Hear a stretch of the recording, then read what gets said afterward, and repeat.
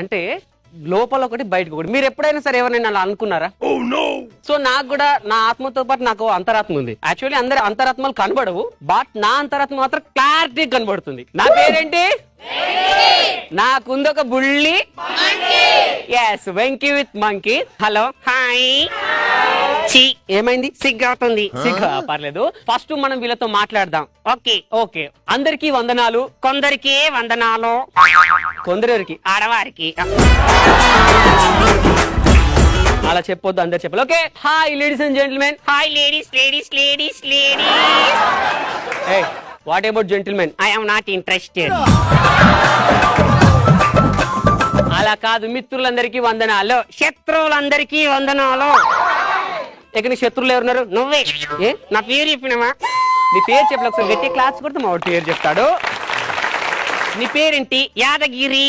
ఓ యాదగిరి. ఎక్కడ ఉంటావు? భువనగిరి. ఓకే, ఏం చేస్తుంటావు? దాదాగిరి. అంటే అంతకుముందు ఏం చేసేవాడివి? శంషాగిరి. సరే, ఇంతకీ మీ డాడీ పేరేంటి? Nelson Mandela. Nelson Mandela. మరి మీ అమ్మ పేరు? గుండెలు మండేలా. సరే, నీకు ఫ్రెండ్స్ ఉన్నారా? ఇద్దరు. వారి పేరేంటి? Jackie Chan. మరి రెండోని పేరు? Cycle Chan. ఇంతకు మీరు ఎంతమంది అన్నదమ్ములు? 11 మంది. 11 మందా? అంటే మీ నాన్నగారు ఒక క్రికెట్ టీం తయారు చేశారన్నమాట. ఇంకో టీం కోసం ట్రై చేస్తాను.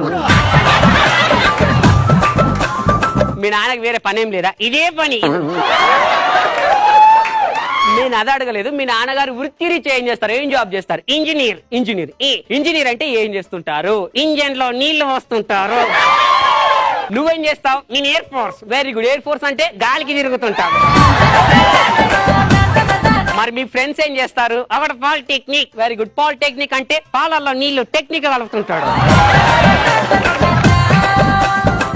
అసలు మీ సర్కిల్ ఎవడు మంచి జాబర్ లేడా? మా ఇంకో ఫ్రెండ్ సాఫ్ట్వేర్. Very good. ఎక్కడ? చాలా పెద్ద కంపెనీ. అంటే విప్రోలోనా? ఇన్ఫోసిస్ కాదు. మైక్రోసాఫ్ట్ కానే కాదు. మరి ఇంకెక్కడ? మున్సిపాలిటీలో. మున్సిపాలిటీలో సాఫ్ట్వేర్ అంటే ఏం చేస్తుంటాడు? రోడ్లను సాఫ్ చేస్తుంటాడు. ఇంతకి నీకు పెండ్లైందా? చీపాడు. పర్లేదు, మనాళ్లే. చెప్పు, ఏం పర్లేదు. నీకు పెండ్లైందా? కొంచెమే అయింది. పెళ్లి కొంచెమైందా?